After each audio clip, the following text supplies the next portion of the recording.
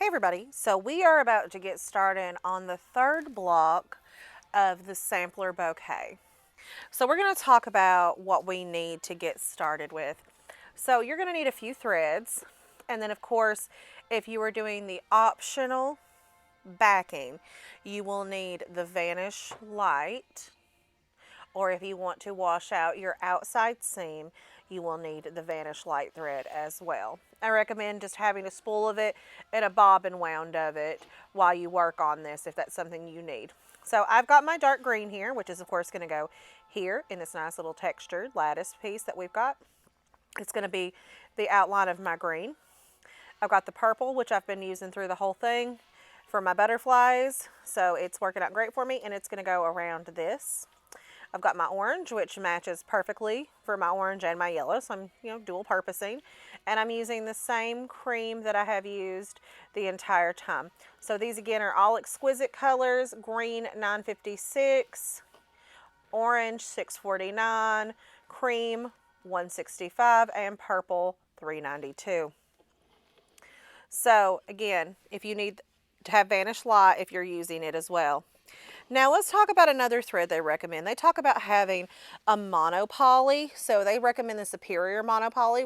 If I am using monopoly thread, that is the one I like to use too, is Superior's 100% polyester monopoly invisible thread. So the reason they recommend it is because we're about to do a little bit of prep work to this that it talks about, I think, in step 19 of this block. But they actually want you to fold 1/4 of an inch over here and it top stitches.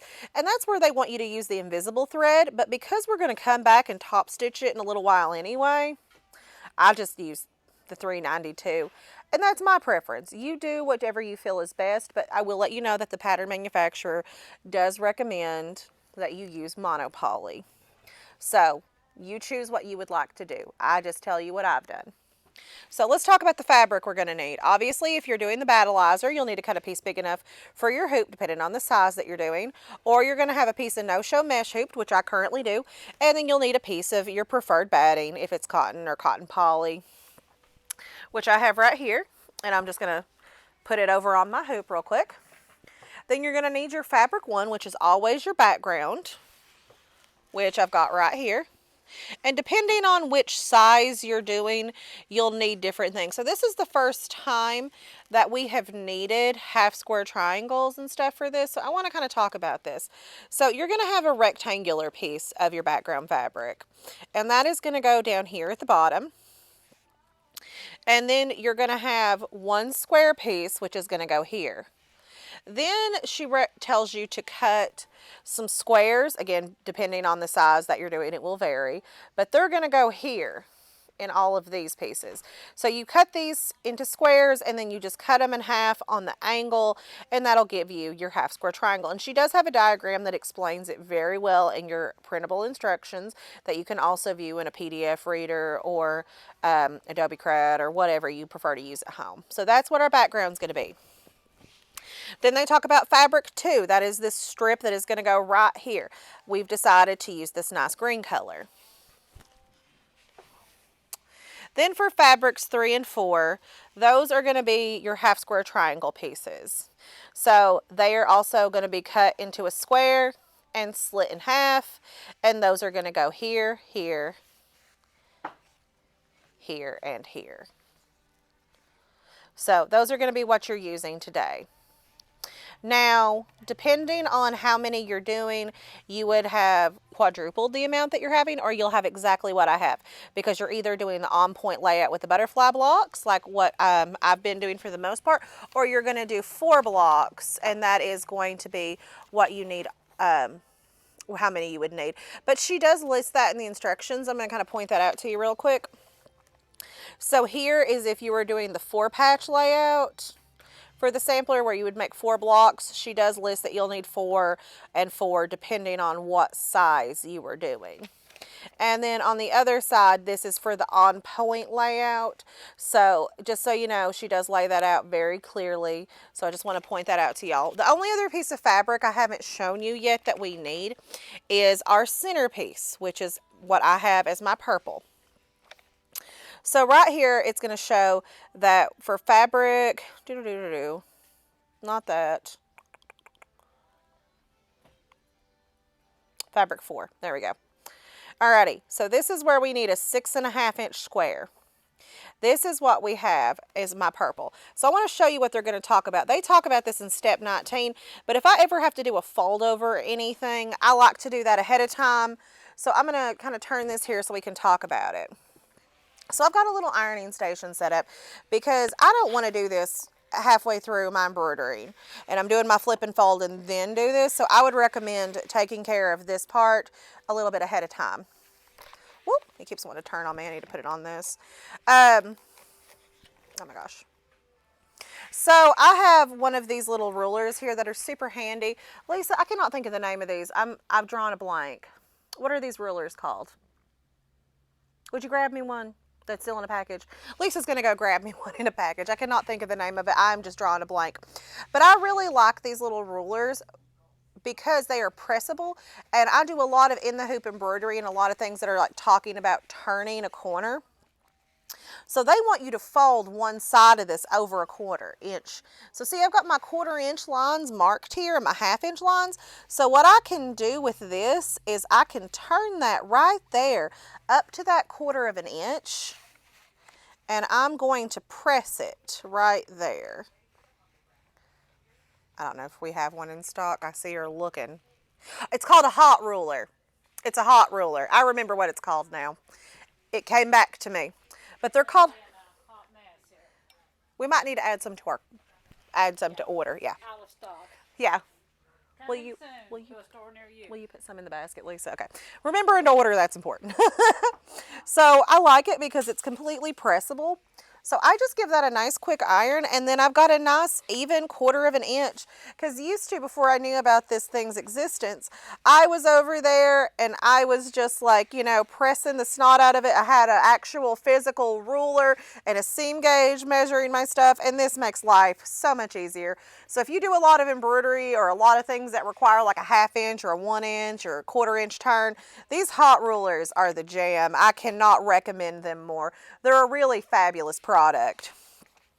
But we want to turn down one side a 1/4 inch before we get started.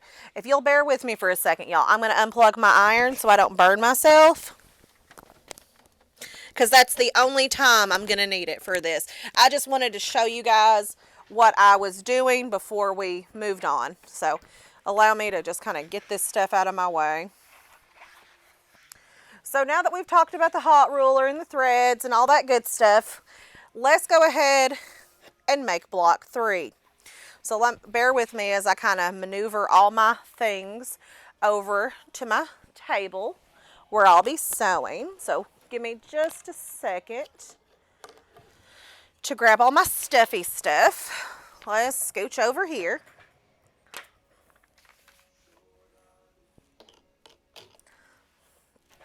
Okay. All right. So let's talk about what we're going to start with.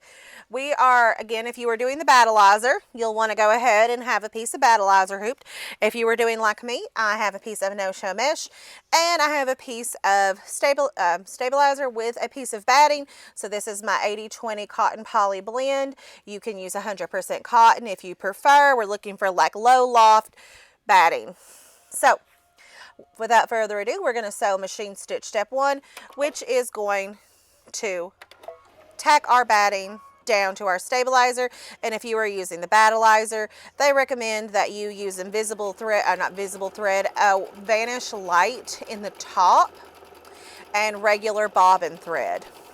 I'm using regular bobbin and regular cream thread for both. Have I left my scissors behind somewhere? I've lost my scissors. I thought I had everything together. I've lost my scissors. I don't know what I've done with them. Those curved handled ones. Oh, Lisa borrowed. There we go. Thank you, Lisa. Lisa borrowed them.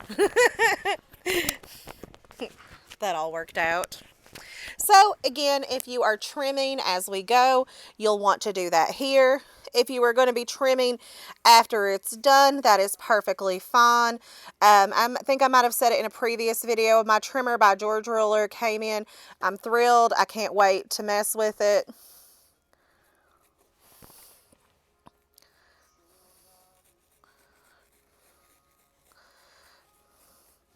And get comfortable with it and do a video on it.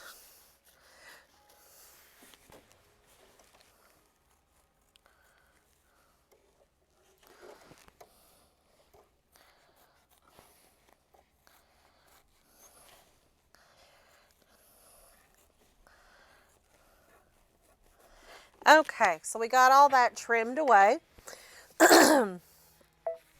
Now would be machine stitch step 3, which is, again, if you're using the wool batting. So if you're using the wool batting, you would go ahead and lay it down there for an extra bit of loftiness, and you would sew machine stitch step 3. And if you were doing that, you would want to go ahead and leave that thread in for the vanish light if you were using the washout method. I am not. So I am going to completely skip 3 because I don't want the additional batting in there. But if you do, always remember, if you've got an additional one, you may need to raise your embroidery foot height. So I'm going to skip machine stitch step 3, and I'm going to go right on to machine stitch step, I'm going to skip machine stitch step 2 and go right on to 3. Now for step 3, we are going to sew directly onto the batting, and it is going to sew the outline of our block, which I think is really nice, especially with this one because we have so many little pieces. It's going to make things very convenient.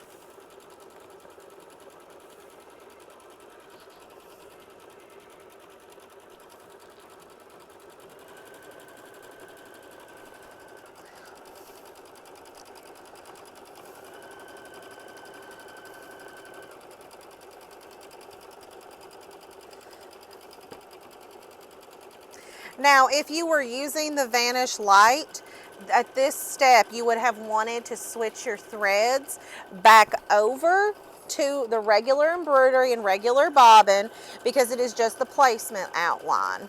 And we will be continuing on, no matter which method you're doing, with the regular cream colored thread or whatever thread you're using for your flip and fold method from this point till said otherwise. So we're going to start in the very top corner of the block. So we're going to take our square, the only actual square we have in the cream color. The other's a rectangle and the others are half square triangles. And we're going to lay it up here in the top corner. And it's going to then tack down. And this will be machine stitch step 4.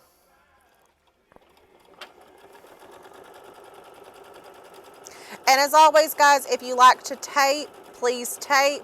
I especially like to tape on the outside edges.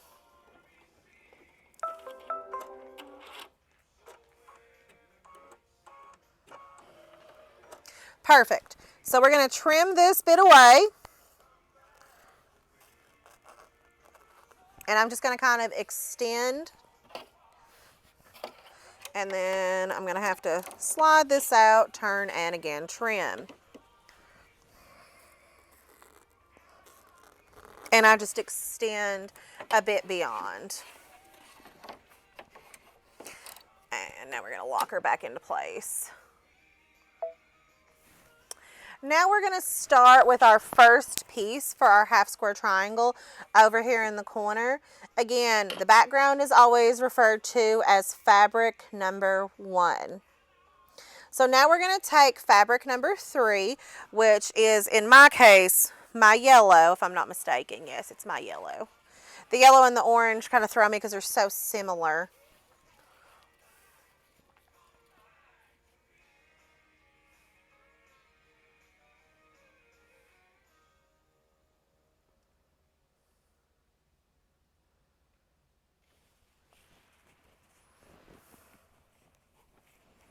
And we're going to put the raw edge down. I'm just trying to think about the best way to place it.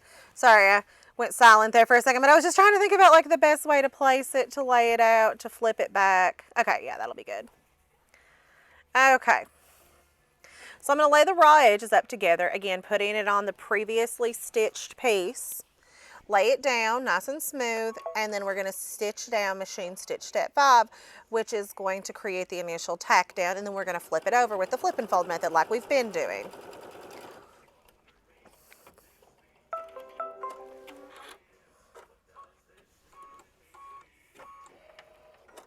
I'm going to hit OK, flip this over. We're going to flip it over nice and smooth. And then we're going to show machine stitch step 6. I get tongue-tied there real good.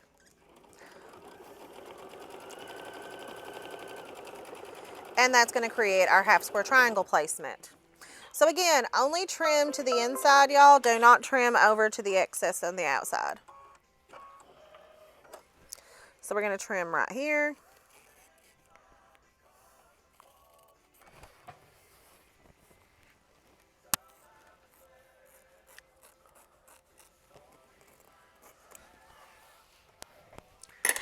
Alrighty, and then we're going to move on to the next piece, which is going to be our first piece of cream.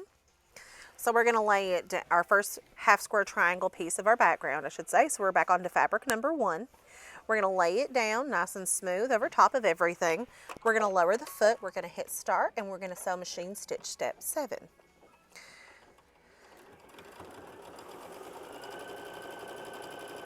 Perfect.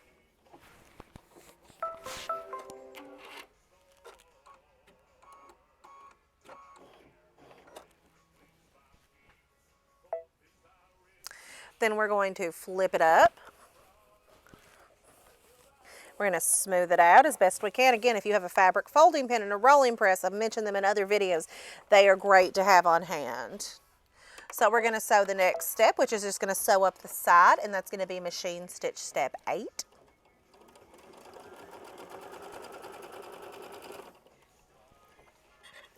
And then we're going to trim just down the side. We're going to leave all the excess overhang. And now I could probably have trimmed this, but I'm always so cautious about that. But just to reduce bulk for later, I am going to go nick that out.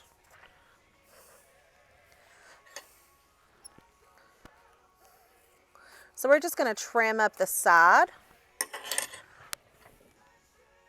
And then we're going to grab our other piece of fabric that we are using for our half square triangles.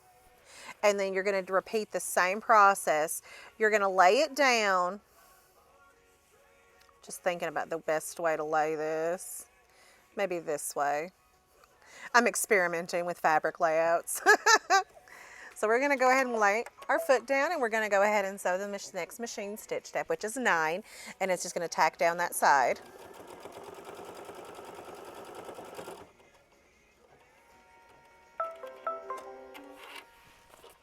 Perfect. Now we will do our flip and fold. Give it a good smooth out. And then we're going to tack that down with machine stitch step 10.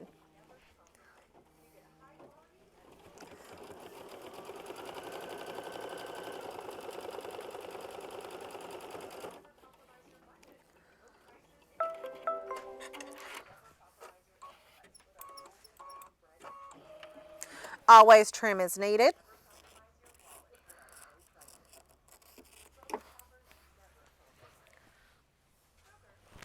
Forgive me if my arm gets in the way. I'm just trying to nick this away without having to take it off the machine. Okay, there we go. Then you're going to grab your next half square triangle, and we're going to do the outside corner. So again, raw edge to raw edge, as per usual. We're going to lower our foot, and we're going to hit start. Great. So this will be machine stitch step 11, which is just going to tack this piece down for our flip and fold.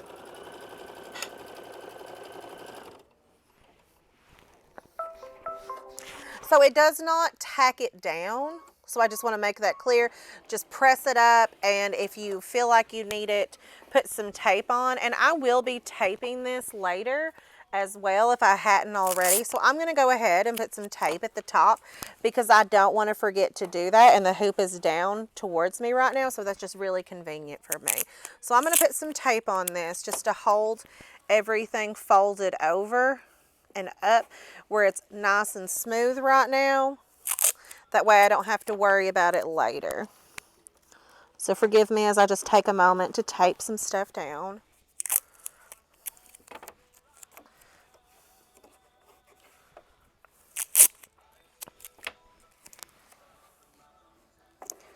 Okay, I like to tape my stuff. Now we're going to basically do the same thing we did right through here up top. Let me move this over where we can see. I'm going to do just what we did up here down this side now. So let's go ahead and get ready for that.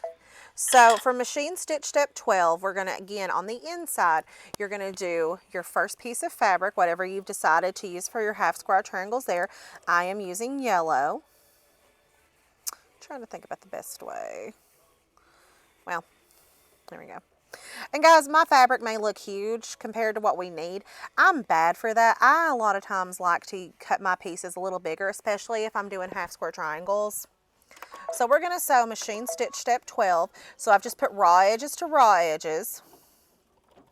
And I'm going to let that tack down.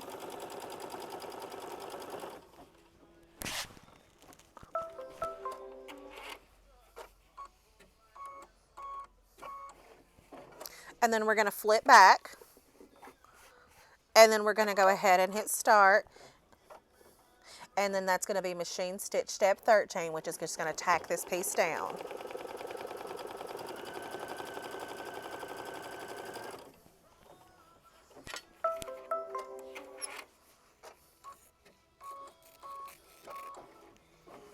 Trim to the two sides.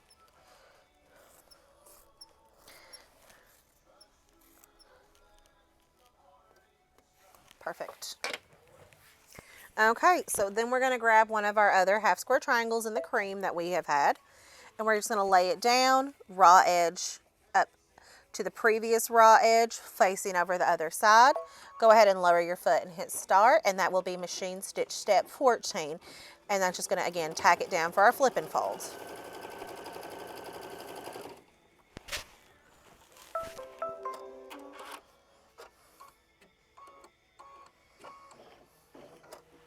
We'll flip that one back. Smooth it down nice and smooth.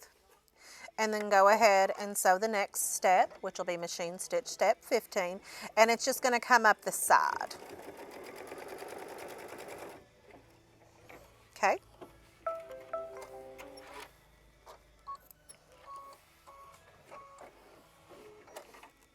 And I'm just going to extend beyond the length of the fabric. And we'll just trim that level and smooth.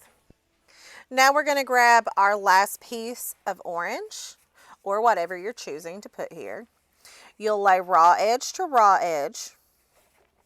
And if you notice what the reason I'm laying it out, I'm trying to kind of make the shape to where when it folds over, it's going to fill that space.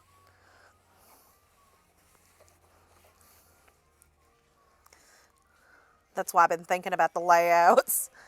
So we're going to lay that down, and then we're going to lower our foot, hit start, and sew machine stitch step 16, which again will just tack down our next piece.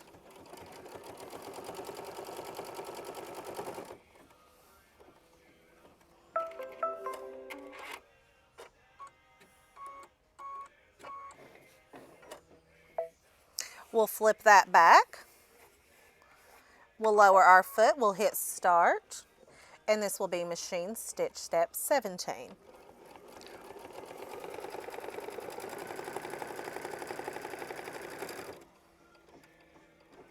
Perfect.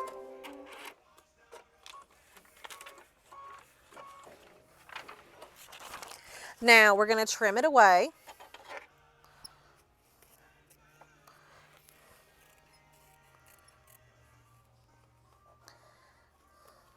Okay. Coming over here to trim that side down. Okay.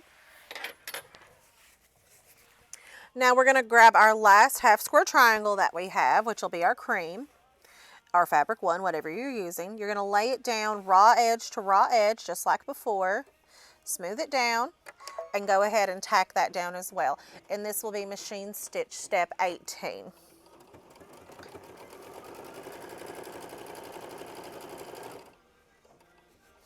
Now let's talk about the next step a little bit too, after I flip this over. Okay, let me flip this over real quick and tape some of this down. Now is ready for the part that we, with the purple that we had done. So this is where I was talking about. It's going to kind of mention this in step 19, and it's a little weird. I'm not going to deny that. I had to read and reread this step. And I made 2 blocks before this, and we actually took the first one out because we weren't accustomed to it.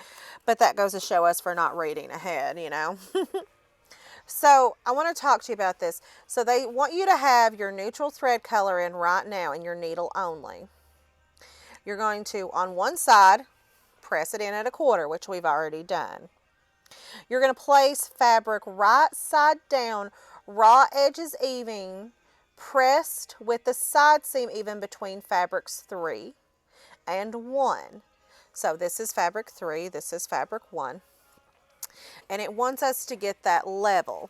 So basically what I did is I just kind of laid it nice and smooth because it's going to sew it at the top here. So I tried to get, let me see if I can zoom in a little. Here we go. I tried to take the folded edge here. See where it's folded? I tried to kind of center it based on this stitch line right here. Let me see if I can turn this a little. Okay, there we go. I kind of tried to put that edge even with that, just overlapping it just a smidge, because it's gonna stitch from, if I remember correctly, it's gonna stitch from across the top. So I tried to overlap that just a little bit because I want it to catch it. So I've got that raw edge even with this, and I've got this the fabric kind of placed between 3 and 4, which is where it's, or between 3 and 1, I'm sorry, between fabric 3 and 1, which is the yellow and the white. And I've got it kind of level, and I've got that folded edge just slightly overlapping that previous seam. We're going to lower our foot, we're going to hit start, and we're going to sew machine stitch step 19.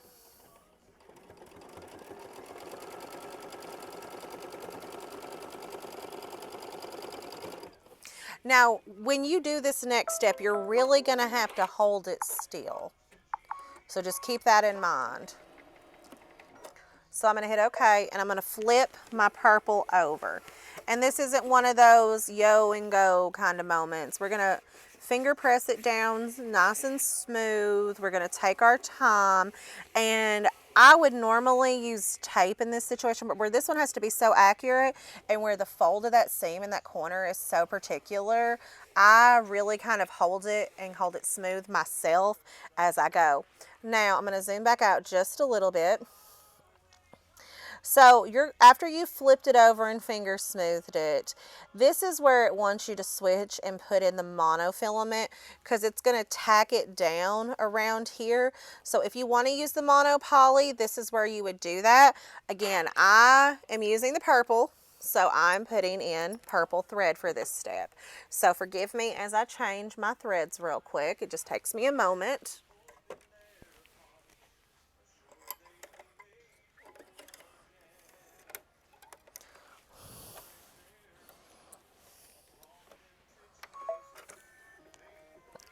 Okay, so now that I've got my threads changed, let's just be very careful as we sew, guys. So just take your time. You may want to slow down your machine's embroidery speed too for this step. So we're going to hit start, and it's going to start coming right down at that corner. So it will start there, so keep that in mind. So it's going to come straight down, and it should just catch it. And then it's going to come back up.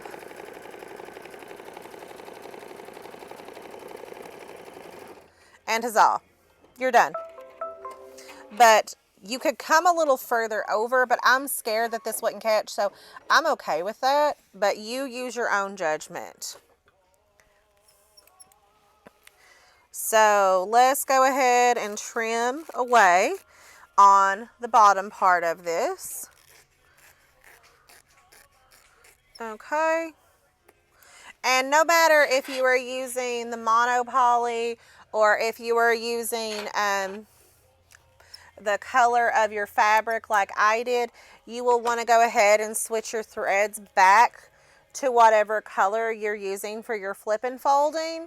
So I always do the same color of whatever I'm quilting with. You guys make your decisions based on what you like.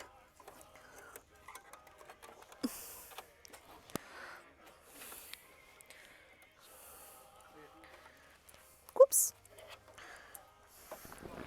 I'm missing my thread cutter somehow. So once we've got it rethreaded, we're ready for our next piece of fabric, which is our green. So we are ready for machine stitch step 21. So we're just going to take our green, we're going to put raw edges even of it, even to the raw edges of our previous sewn piece, allowing it to extend beyond by just a smidge, and we're going to sew that down.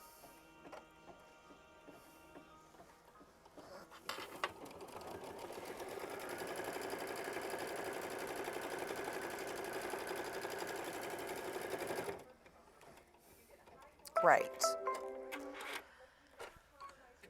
And that was machine stitch step 21, if I did not mention it. We're going to flip this down, and we're going to smooth it out just with a good little finger press right there, and then we're going to sew machine stitch step 22, which is just going to tack it down.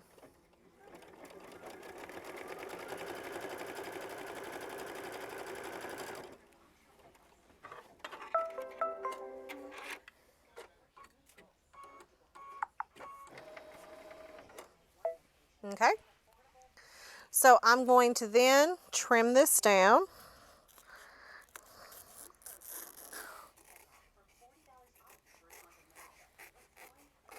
And I'm just extending a bit beyond where the fabric is on the outside of the stitching.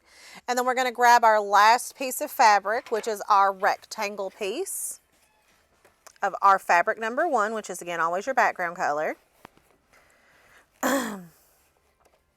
And we're going to kind of let it overhang on each side, and we are going to center it as best we can and let it raw edge to the raw edge of the previous piece of fabric, and we're going to sew machine stitch step 23.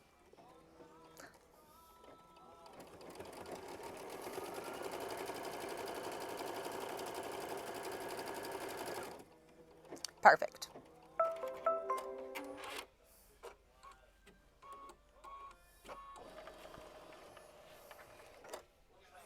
We'll flip this over, and it's going to be ready now to add the back piece.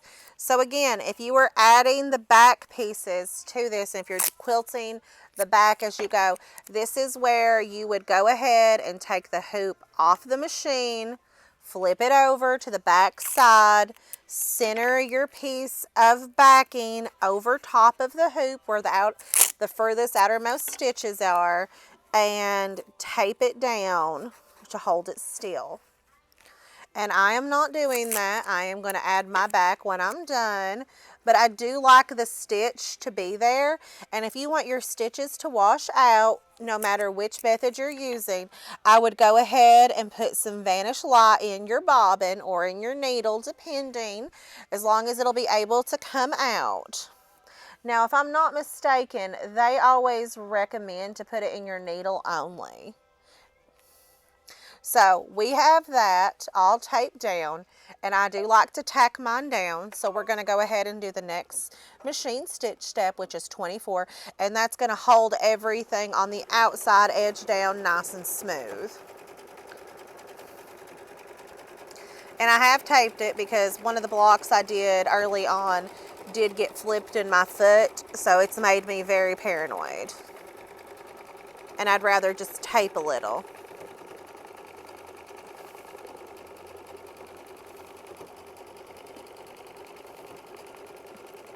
Fantastic. So if you added your back, great. If you didn't add a back, that's cool too. Whatever you choose to do is up to you. So now we're actually going to switch to another thread color. So as you switch your thread colors, be sure that you have a bobbin to match it in the back side if you so choose. You could probably leave it the same, but whatever you're quilting with, there will be a little bit of you may see a little bit, even if your tension is perfect, you may see a little bit of that coming through to it.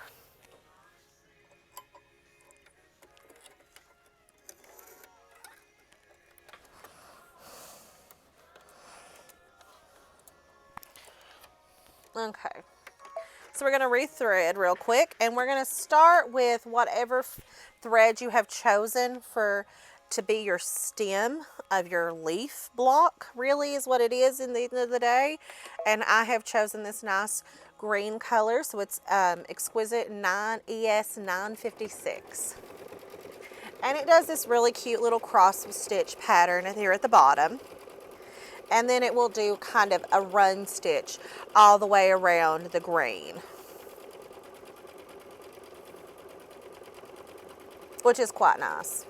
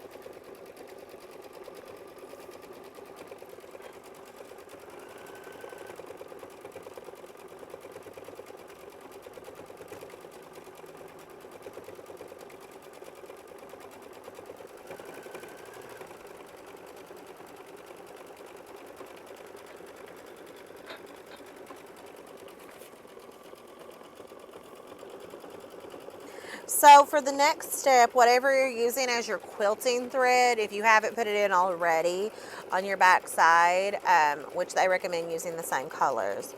But I am going to go ahead and switch here in a second back to my cream, because that's what I'm quilting with. So if you're doing it where you're doing, oh my gosh, my brain, adding the back as you go, you'll want to switch that as well back to the same color you're quilting with.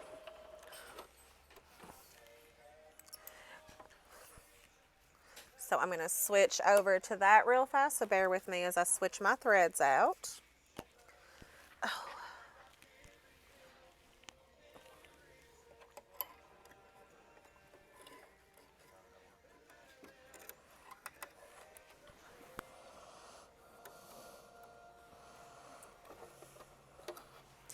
Okay, there we go. Wonderful. So we're going to go ahead and stitch out the quilting, which will be machine stitch step 26. And then you're done with the green thread. That was literally the only step you needed it for.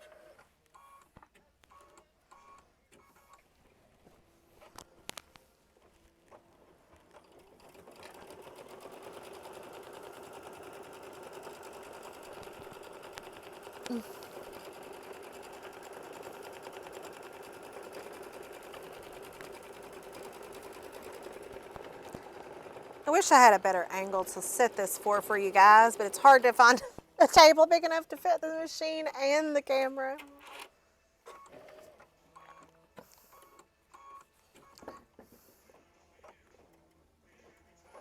But this step is your most time consuming, as it is with most of the blocks, because it is doing the quilting. One thing I didn't mention, which I should have, I am doing the 8x8 block. I am sewing on the Brother Avenir, which is what I typically do these videos on. There's in my machine goes to like 1,050 stitches per minute, and it is a 12-minute design at the speed that I am. From start to finish, this one usually takes me from cutting it and getting it prepped and ready and everything about 45-ish minutes. And there are 28 steps, machine stitch steps.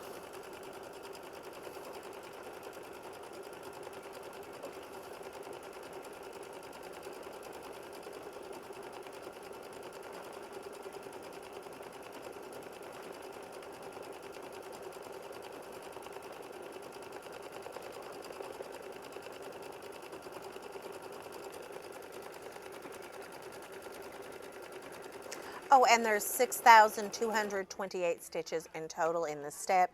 And as per usual, the square, if you're doing the 8-inch block, is roughly 7 3/4 by 7 3/4 square.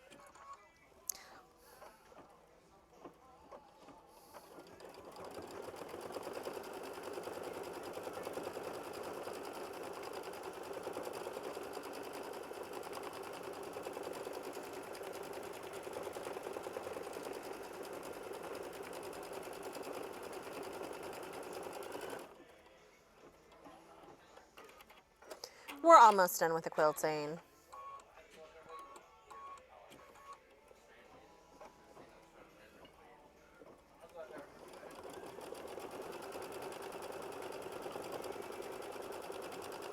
Now, one thing I want to mention about the tape is that this is in embroidery perfection tape by R&K Distributing. So the tape, if you take it off, a lot of times you can reuse it. Sometimes I throw it away, sometimes I keep it if I'm going to be continuing on sewing, but it is pretty sticky and you can use it several times and it's safe to sew over.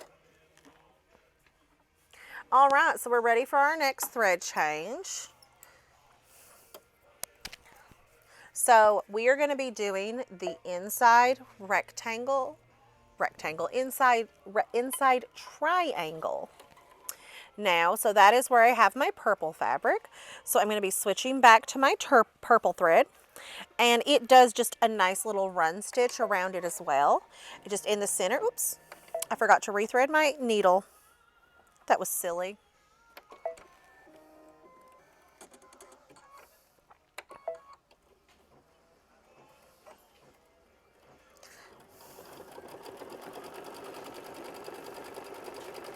Just make sure that if you're doing purple on the inside that you make sure that you switch to the same shade of purple where the step that it wanted you to use the monofilament, I should say.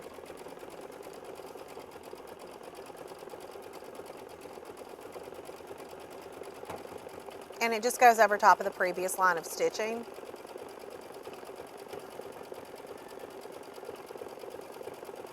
So I was completely fine with using the purple in both steps. But you make your decision based on what you like to do. Now we're ready for the last step, which is going to do a stitch on the inner triangles. So I don't know if that will affect y'all's choice in color. It most certainly did mine. So when we were thinking about it, we saw that this was the last step and we're like, well, maybe we should pick two colors that if we put the same thread on them would look good together, because it will do the 4 half square triangles. It will do both of my yellows and both of my oranges. So just kind of keep that in mind.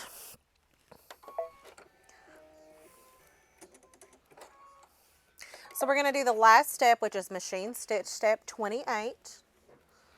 We're less than 1,000 stitches of being done, and if you guys do embroidery all the time, you know that that's nothing. I do have to watch this to make sure it doesn't stitch over top of it, because I did go a little further over than I anticipated. So just watch that when it does the right hand side.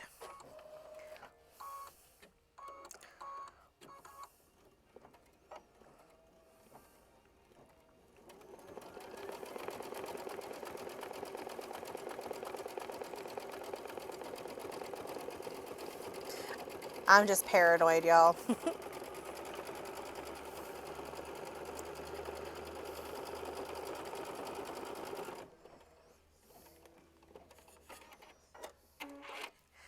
Okay, now it's going to come over to the other side and do the last run stitches. But just see what I was talking about a second ago, like where it is awful darn close. So you just want to watch that and make sure it doesn't accidentally catch that. At the top, where it's our standard flip and fold method, it's not anything you really have to worry about.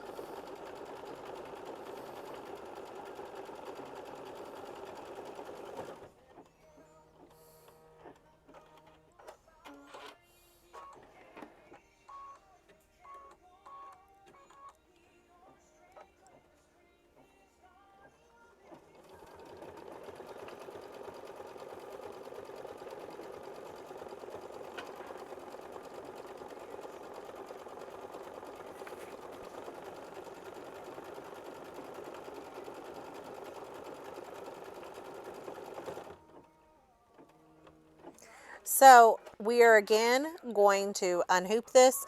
We're going to go over to our cutting station and we're going to trim 1/4 of an inch away from our basting stitch, which is this furthest outside stitch here.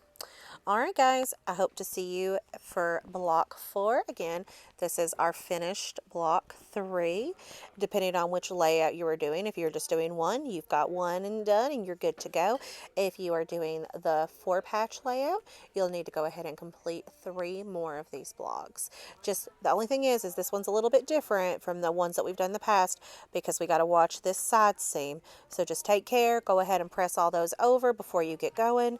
We hope to see you in our next video. Hope you learned something today. Thank you for joining us. Happy sewing and goodbye.